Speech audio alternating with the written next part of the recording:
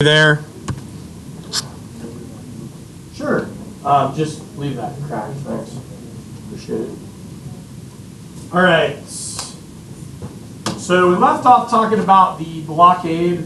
So the blockade gets going as soon as what major event comes to a close? Yeah, what the blockade gets going after what major event comes to a close? Hear somebody whispering it. So the blockade goes into effect mid-April, about April 19th, 1861. So it goes into effect following what event? Fort Sumter, very good. So the blockade goes into effect. The plan for the blockade is known as the Anaconda Plan. Who came up with the Anaconda Plan?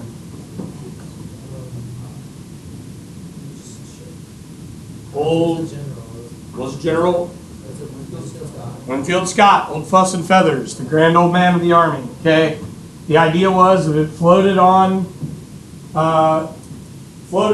or could deliver or move goods, it needed to be blocked. So the main locations are going to be the North Atlantic Blockade Squadron out of Hampton Roads and Fort Monroe. And we're going to take a look at that. Hey, they've got the South Atlantic based Blockade Squadron out of Port Royal, South Carolina. The East Gulf Blockade Squadron out of Key West. And then the West Gulf Blockade Squadron out of Pensacola, Florida, and Ship Island, Mississippi. So the strategy, take small inlets and harbors, close them to blockade runners, using them as additional base stations. If it could float on it, the Union wanted to block it. That was the bottom line. We're also going to talk a little bit about the role of Texas in regard to the blockade as well. You guys can go ahead and do it. All right, any questions here? All right, so let's take a look at the 1862 blockade. I did change up something for you. I wanted to include a map for you so you can have an idea of Fort Monroe. Look, this is Hampton Roads. So early on, the blockade was a bit flimsy at first, but it grew stronger. Ambrose Burnside will organize an amphibious expedition from Fort Monroe, Virginia. Land over water, water over land. They will capture Elizabeth City, Fort Macon, and New Bern, North Carolina. The United States Navy will capture New Orleans, and we're going to learn about the fall of New Orleans in future lesson and the move to occupy what major river? The Mississippi. Okay, that becomes a major strategy of the Union Navy. Has anybody ever heard of Admiral David Farragut before? Probably heard the old saying, "Dan the torpedoes, full speed ahead." That's Farragut. Okay, we're going to talk about Farragut's campaign on the Mississippi in and around that blockade squadron. They didn't have torpedoes back. Not like the ones you're thinking. And when we get into weaponry, I'm actually going to show you what their torpedoes look like. They were not like, not like a torpedo getting dropped out of a plane or even a shot out of a submarine or anything. Yeah. So do keep in mind that there is a Union bombardment that's going to stretch as far west as Texas to force Confederate troops to withdraw, because there are a significant number of blockade runners that are moving in and around the Nueces River, Matagorda Bay, in and out of Corpus Christi, and along the Rio Grande. The image above, that's Fort Monroe, and obviously that image below is the map of Fort Monroe. So that was one, again, this is a map of the North Atlantic Blockade Squadron. All right, so here's the blockade in 63, 64. And the reason I'm covering this now is because I'm going to refer back to the blockade as we move through the class and hit on different lessons in relation to the battle. So in 1863, the goal was to cut supply lines to Richmond through basically what we know as the Intercoastal Waterway and the Chesapeake Bay. Basically, anything was along the Chesapeake Bay watershed. Port Hudson, Louisiana was captured in 1864. Brownsville, Texas had to be evacuated by the Confederates. Fort Morgan was captured in Mobile Bay, Alabama. Fort Fisher in Wilmington, North Carolina in 1864. These are the last Confederate ports that were held. They were held out the longest by Confederate forces.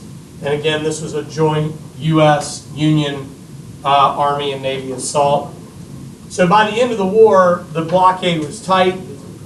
This forced the Union to build more ships, move from sailing ships to more steamships, and develop ironclads.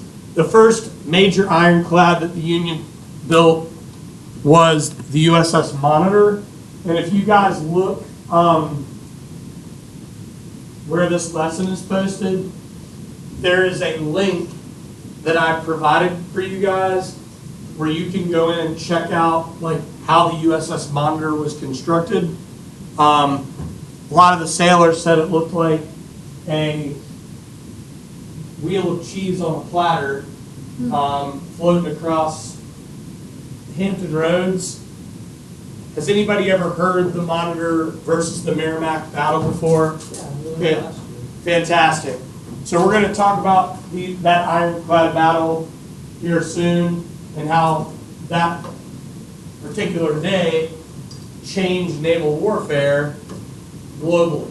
But we're also going to talk about how the Union Army is going to intensify their ironclad buildup, as will the Confederate Army. In fact, one of the places that the Confederates are cranking out their iron production is going to be right down the road at Tredegar in Richmond. So here we have the USS Monitor, and again you can see the Merrimack there in the distance. We'll talk more about the Merrimack a bit later. The Merrimack was a Union ship that they commissioned into an ironclad and renamed the CSS Virginia. So let's talk a little bit about Confederate blockade runners. This is going on throughout the entire war. Confederates ran the blockade because it was worth it. All right, even though it was dangerous, it was worth the risk. It was worth the risk of getting arrested, possibly being captured as a prisoner of war, or worse. I mean, being captured as a prisoner of war was horrible, but what was really rough for these blockade runners is if their ships were seized, typically the Union just kept them. Yeah. So, but again, it was worth the risk. Kept ships. Sometimes the way that blockade runners, though, it worked out, if they were captured as prisoners of war, it all depended on what camp they wound up in, and if they were involved in a prisoner exchange. We could actually look at a whole lot of results for that, just depending on where they were captured, what years they were captured, and how they were treated. But yeah, their ships were actually seized. So, an estimated blockade violation of somewhere around 8,200 times throughout the war, give or take. So what's important to note here is that during peacetime in a 4-year period, 20,000 ships had visited the southern ports that the Union was blocking. So this is less than a quarter of the traffic than these ports would have seen from the south. However, some of these ports become booming. It becomes a booming business for Union personnel, and we'll talk about that a bit later when we talk about like sieges and them holding ports to bring in supply. I don't want to get ahead of myself there. So about 1,500 runners were captured or destroyed. Again, it was really profitable, too profitable not to attempt. Cheap southern cotton sold in Europe for high prices. Goods from Europe traded for cotton sold high in the south. Quinine and other medical supplies are important. Are you familiar with quinine? Anybody familiar with that drug? It's like an anti-malarial drug. So, but it wasn't just quinine that was in high demand. It was other medical supplies throughout the war as well. Weapons were in high demand. The British Enfield rifled musket, notably the 577 caliber sniper Enfield, that was really sought after weapon through the blockade running. And then there's other things like just like liquid, cash, to be able to like capture gold supply or silver supply or counterfeited, greenbacks or real greenbacks. There was just a lot of, it was like basically Confederate piracy at this period of time. All right, here's what a blockade runner looked like. They were specially designed to outrun slower and larger Union ships. So they were fast steam driven, twin screws to outrun slower Union ships, shallow draft for shallow water. The vessels could carry cargo to and from neutral ports, and some of those neutral ports were located in Nassau and Cuba. The most famous blockade runner in the war was the Confederate CSS Advance that was not captured until 1864.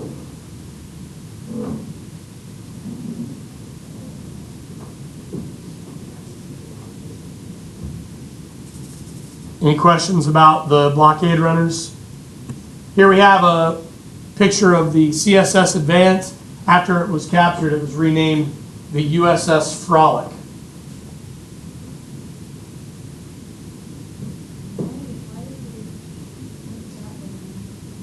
I don't know. We should research that. Check it out. Take a look at it. So, what's the Confederate blockade runner strategy? They ran back and forth from Confederate ports to neutral ports in the Caribbean and Mexico. Ironically, many of these forts and islands were British-held islands and European-held islands in the Caribbean. So Bermuda, Nassau, Havana, Matamoros, Mexico. So Nassau to Charleston, South Carolina, and Wilmington, North Carolina. Bermuda to Wilmington, North Carolina. Havana to the Keys in Florida, and New Orleans before New Orleans was under Union control. It was tough on the runners after New Orleans fell. The East Gulf Blocking Squadron became pretty strong, and in Matamoros, this was linked to blockade running on the Rio Grande, which I talked about earlier. And then you have cargo on small floaters to Brownsville, Texas. But then again, as we mentioned, by 1864, Brownsville, Texas is under Union control.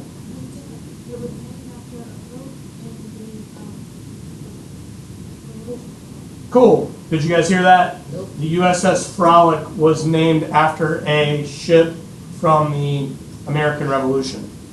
Cool. All right. So the ports boomed as a result of the runners. Along island ports, cargo would be reloaded often onto larger ocean-going ships. So a lot of sort of bait and switch here. And then obviously what made this very tense was, and this is what we're going to talk about here momentarily, and I know some of you guys are researching these topics, it's the fact that it's creating some international tension between the Union, the U.S. and the British, because they want the British to stay neutral and out of the war effort, which we've previously talked about. So let's take a look at the Confederate U.S. foreign policy. The Confederacy had a foreign policy goal to gain global recognition. In fact, there's a guy that's an expert on this topic that is a professor at Virginia Tech, at least he was, probably still is. His name's Dr. Quigley, and his expertise is foreign policy with Great Britain during the American Civil War. So remember, I was talking about Bud Robertson, William Davis, the guys we just saw. Didn't really pay attention. Those were the guys speaking. So they run the Virginia Tech Civil War Center. Quigley is one of their professors. So he talks about how Britain is in a very, so his whole premise is that Britain was in a position that they wanted to stay neutral, but they also didn't want to necessarily cut off trade and cut off weapons production and ship production for the Confederates. But if they did so, they would be seen as what to the Union? Well, we would call them belligerents because they would be aiding an enemy, right? So the Confederacy wants to suck them in. They also want to try to suck in France for global recognition. The real thing that the carrot, so to speak, that the Confederacy has, obviously, is their cotton. So the Confederacy wants to coax Britain into supporting them by placing a trade embargo or trade restrictions on cotton production, but the plan backfires. Where do we know that Britain's going to have available cotton? India. Excellent. Because we've learned about in the past that following the American Revolution, Britain continues colonization in Africa and in India. Okay, so the Union was very careful to maintain good relations with Great Britain, but there are two instances where this is threatened. So I believe Jack and Jackson, you're doing these two issues, the Alabama affair and the Alabama issue. Sorry, the Trent affair and the Alabama issue. So in the Trent affair, this occurred on November 8, 1861, when the United States, they had U.S. officials that boarded a British steamship to apprehend two Confederate ambassadors. And they imprisoned and later released these two ambassadors, and these two ambassadors were political heavyweights. James M. Mason, are you all familiar with James M. Mason? He was a big time, he had a significant amount of influence in Virginia politics and was a fire-eating secessionist that was tremendously influential in Virginia's secession in April of 1861.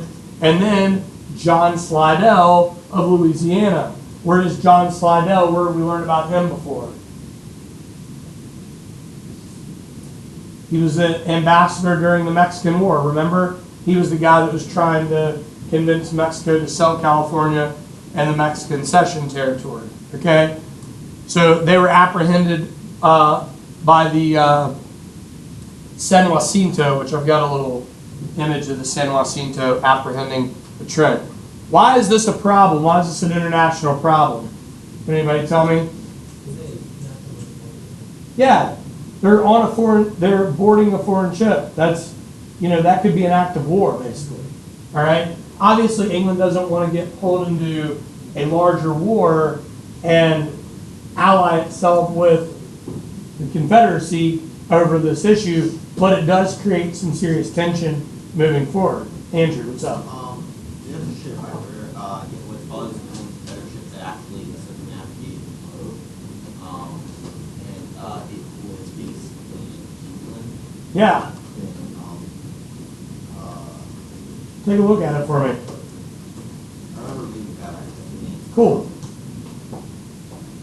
All right, look that up, and I'm going to keep going. All right, so the Alabama issue, this is when Britain sold the CSS Alabama. It was a sloop of war to the Confederacy in 1862, and U.S. Ambassador to England, Charles Francis Adams, does that name sound familiar? Adams? It's the son of John Quincy and grandson of John Adams. Yeah, protested. Adams and Johnson's, like, I think. Yeah, it's a little. Just named John. Like John C. specifically. So, John C. Beckenridge. following this, John C. Calhoun. the British publicly stopped Confederate aid in 1863. Here's my question to you guys. What is the event that leads Britain to publicly stopping Confederate aid in 1863? It occurs on January 1st, 1863. The proclamation. January 1st, 1863. Very good. It is the Emancipation Proclamation that truly pushes Britain to publicly stop aiding the Confederacy. So, on the top left here, that is the CSS Alabama. And here below on the left there, we have the San Jacinto stopping the Trent. So this is obviously a very